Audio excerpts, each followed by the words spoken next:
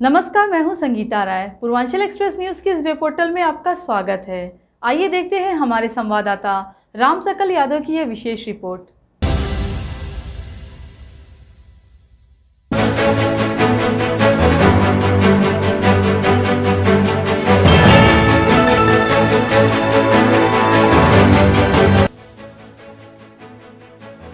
आजमगढ़ युवाओं के प्रेरणा स्रोत स्वामी विवेकानंद की जयंती के शुभ अवसर पर राष्ट्रवादी युवा अधिकार मंच 12 जनवरी से युवा अधिकार एवं न्याय यात्रा गोरखपुर से प्रारंभ होकर आजमगढ़ जिले में पहुंची।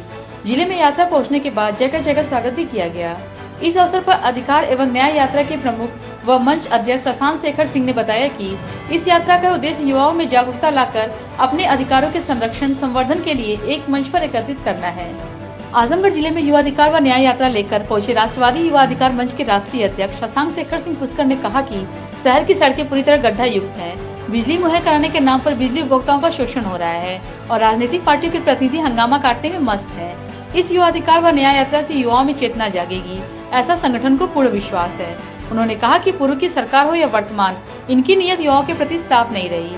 नौजवानों को केवल राजनीति का हिस्सा मानते रहे, राष्ट्र के भविष्य के प्रति सजग नहीं है। वे मंचों से कहते हैं कि भारत एक युवा देश है, रोजगार की संभावनाएं हैं, युवाओं के लिए कोई ठोस नीति नहीं बना पा रहे हैं। उन्होंने कहा कि 12 जनवरी से युवाओं के प्रेरणा स्रोत स्वामी विवेकानंद की जयंती पर शुरू हुई यह गैर राजनीतिक यात्रा प्रदेश के विभिन्न शहरों से होते हुए 23 जनवरी को नेताजी सुभाष चंद्र बोस की जयंती पर नई दिल्ली पहुंचेगी, जहाँ प्रधानमंत्री को 8 सूत्री मांगों पत्र सौंपा जाएगा।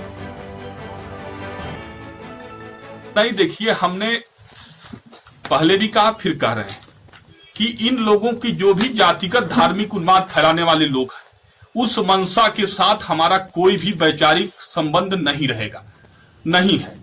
जहां तक राष्ट्रवादी युवा अधिकार मंच का सवाल है, तो राष्ट्रवादी युवा अधिकार मंच सभी जाति धर्म संप्रदाय से परे होकर नौजवानों को एक मंच पर इकट्ठा करने का काम कर रही है, नौजवानों को मुद्दों पर संघर्ष कर रही है।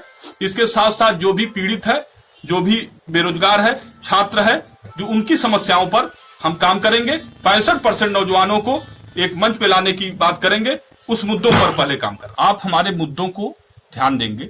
मैंने राष्ट्रीय युवा आयोग के गठन की मांग किया है, मैंने युवा आधारित नीति की बात करी है, रोजगार गारंटी की बात हमने करी है, समान शिक्षा नीति की बात हमने करी है, निजीकरण के विरोध की बात मैंने हमेशा किया है, अब भी कर रहा हूं अपने मांग पत्र में।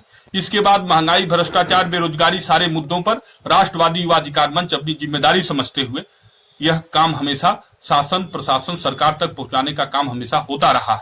आप देखेंगे कि पिछली बार जय जवान जय किसान सत्याग्रह का कार्यक्रम आजमगढ़ में हुआ था। सत्याग्रह कार्यक्रम को किस तरीके से प्रशासन ने हमारे साथ क्या व्यवहार किया, आप लोग उससे अवगत है। लेकिन आखिर मैसेज कैसे जाएगा? इन मैसेज का पुरानी पार्टियां, उनके पास मुद्दे नहीं है। राष्ट्रवादी युवा अधिकार मंच के विचारों को, मुद्दों को अपने यहां करती है, लेकिन पब्लिक, जनता उनसे त्रस्त है, उनकी सारी चीजों से उनको विकल्प जनता को नहीं मिल पा रहा।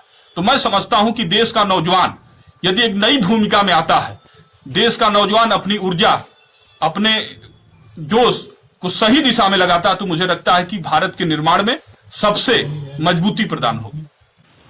ये राजनीतिक प्रश्न आपने पूछा है, तो खैर जवाब देना मैं तो उचित नहीं समझ रहा था। ये सारे लोग वही जातिगत और धार्मिक आंकड़ों में फिट बैठते हैं।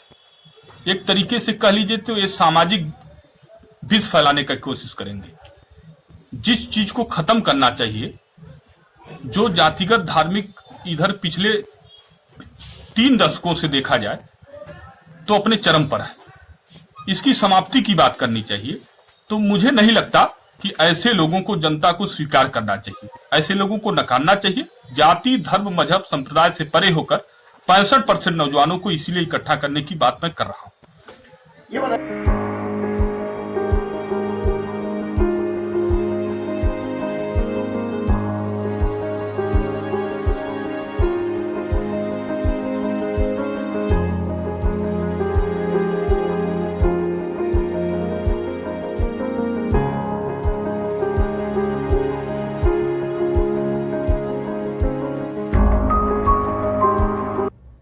अगर आपको हमारी खबर पसंद आई हो तो हमारे चैनल को लाइक, सब्सक्राइब और शेयर जरूर करिए।